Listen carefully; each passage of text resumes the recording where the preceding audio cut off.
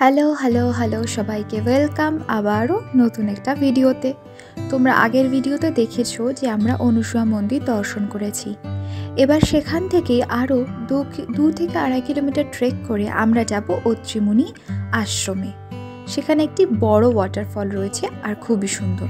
তো চলো সেখানে যাওয়া যাক। লাস্টে কাকে ভাল্লুকে নিয়ে চলে যাবে। বনের পথ ভীষণই নির্জন শান্ত। যত ভেতরে যাচ্ছিলাম তত না ঠান্ডা বেড়ে যাচ্ছিল আর বেলাও কমে আসছিল। সেই জন্য আমরা তাড়াতাড়ি পা চালাচ্ছিলাম যাতে তাড়াতাড়ি ভালোভাবে আলো থাকতে ঘুরে আসতে পারি।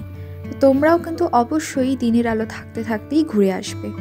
আর তাছাড়াও পাহাড়ি পথে অন্ধকারে চলাও কিন্তু বেশ কঠিন ব্যাপার।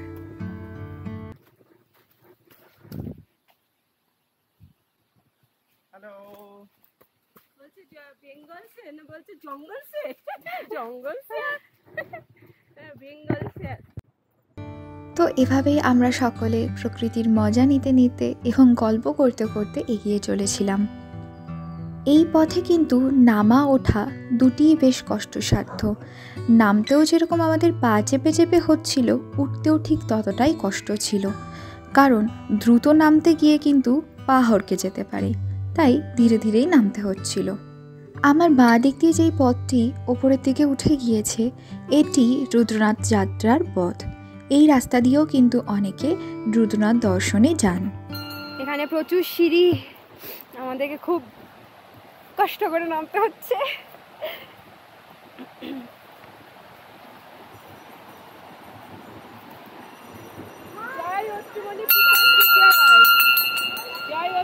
পিতা কি জয়।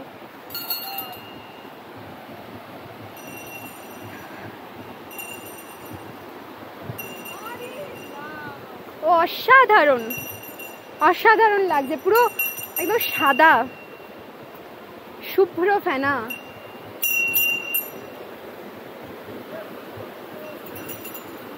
দারুণ। পাথরের ওটা কোথায়? ওই সামনে আছে, চলো। ও মা, ওইখানে একটা পিওর অ্যাডভেঞ্চার।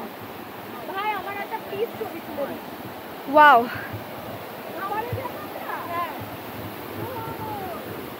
বাবা দারুণ লাগছে।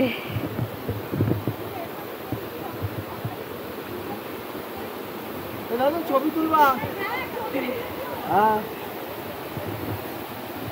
অসাধারণ।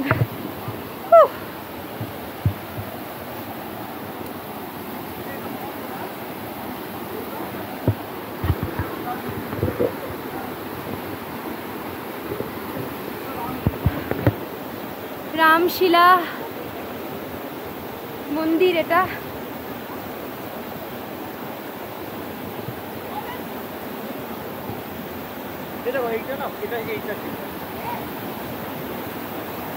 কোনটা?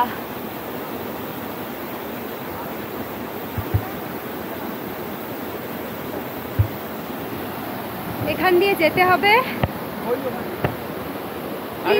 আগে মন্দির পর্যন্ত যাই। বাবা তুমি আমাকে একটু দাঁড়াও না, আমার ভয় লাগে। নয়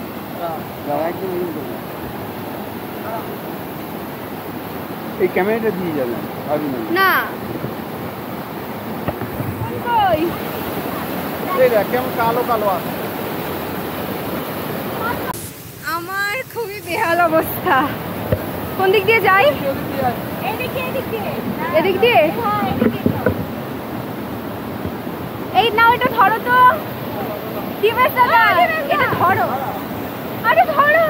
আরে এখানে পায়ে চলে যেত না, এটা ভেঙে গেলে করে। আরে ওরা এত চিৎকার করছে কেন? আমাদের পড়ে যাচ্ছিলাম।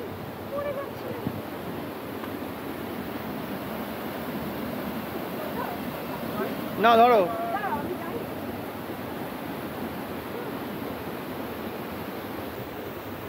কেমন লাগছে জায়গাটা?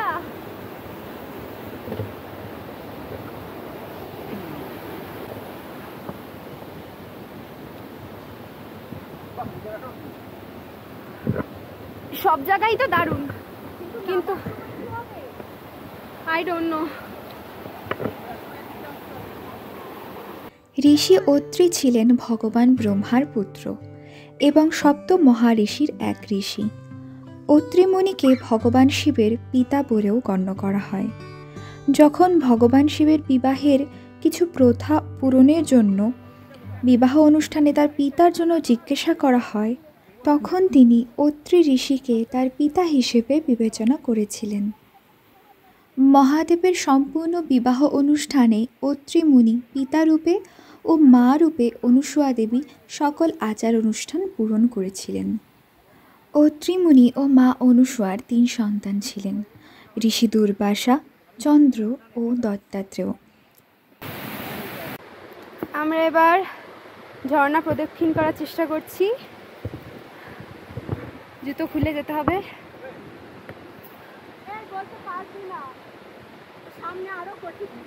ও মাই গড, অনেক খাড়াই আর জলের স্রোতও খুব বেশি। আমি জানি না আমি পারবো কি না। বলছে সামনে রাস্তা খুব খারাপ। আমার ভয় লাগছে, মনে হচ্ছে আমি পারবো না। আবার কি এই রাস্তা দিয়েই নামতে হবে? ও মা, আমি যাবো না। ভাবছিলাম যাবো, কিন্তু ভয় লাগছে এখন, কারণ আমার হাইটে খুব ভয়। যাও বাবা, আমি যাবো না। সঞ্জয়, সঞ্জয় আসো।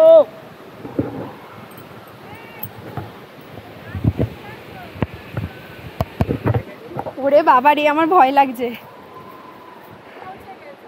তোমরা যেমনটা দেখলে, এই খাড়া পাথরটিকে শিকলের সাহায্যে ধরে ধরে ওপরে উঠতে হবে এবং তারপরে একটি খুবই সরু জায়গা দিয়ে হামাগুড়ি দেওয়ার মতো করে উল্টো দিকে যেতে হবে এবং সেখান থেকে মন্দির দর্শন করে ঝর্ণাটি ঠিক পেছন দিয়ে প্রদক্ষিণ করে নদী পার করে ফিরতে হবে। তবে আমি অনেকবার যাওয়ার পরেই আমার খুবই ভয় লাগছিল, আমি একদমই যেতে পারছিলাম না, যেটা তোমরা দেখলে। কিন্তু শেষ পর্যন্ত মনের ইচ্ছার জোরে পৌঁছেই গিয়েছিলাম, তবে ভিডিও করতে পারিনি, খুবই ভয় লাগছিল। তো যতটা পেরেছি তোমাদেরকে দেখানোর চেষ্টা করলাম।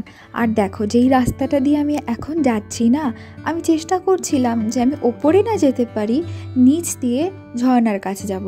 তবে ভাবলাম একবার এসেছি, আর হয়তো আসা হবে না, তাই চেষ্টা করেই দেখি। তো শেষ পর্যন্ত আমি গিয়েছিলাম, সেগুলো দেখে নাও। আর সত্যি ওপরে ওঠার পর ভীষণ ভীষণ ভীষণই ভালো লাগছিল, যেটা বলে বোঝানোই সম্ভব না। শুয়ে পড়, শুয়ে পড়। হালকা বাস, একদম সোজা, আবার একটু বাদিক, একটুখানি বাঁ পাটা, ওই পাটা, সোজা সোজা সোজা সরিয়ে দিন, সোজা একদম কিচ্ছু হবে না, তুমি তাকাও ওইদিকে, পেছনে ব্যাক করো। সোজা সোজা সোজা, হ্যাঁ হ্যাঁ হ্যাঁ হ্যাঁ। এই তুমি আমারটা করেছো? না, বন্ধ করে দে, বন্ধ করে দে, দিয়ে চার আবার দিয়ে দাও। এই পাথর খাজি খাজি, মাথা তুলবা না, মাথা তুলবা না, মাথা তুলবা না, একদম মাথা তুলতে হবে না। ওইদিকে চাপো না, ওইদিকে চাপো না, এইদিকে চাপো, এইদিকে এইদিকে এইদিকে এইদিকে চাপো। হ্যাঁ, একদিন করে বলো, একদিন করে বলো, একদিন করে বলো, একদিন করে বলো না। এই তো হয়ে গেছে, কাম অন। বাস বাস হয়ে গেছে। এই তুমি নেমে যাও আস্তে আস্তে। দাঁড়া, এবার আয়। নাও, ধরতে পারো, একা একা চলে আসতে হবে। এই ফটো দিলো, ফটো দিলো।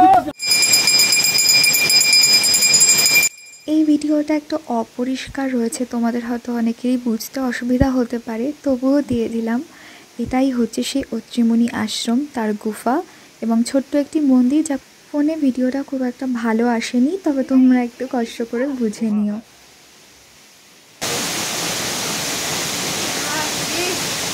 দারুণ কিন্তু আমার খুব ভালো লাগছিল।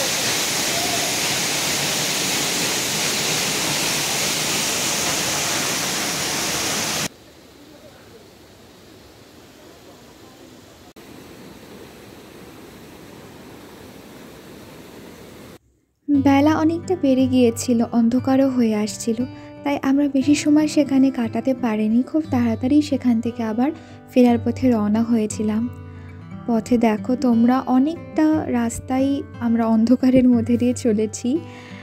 তো এই রাস্তায় কিন্তু অবশ্যই সাথে টর্চও নেবে, কারণ যদি কোনো কারণে দেরি হয়ে যায় তো সেগুলো কিন্তু তোমাদের কাজে লাগবে।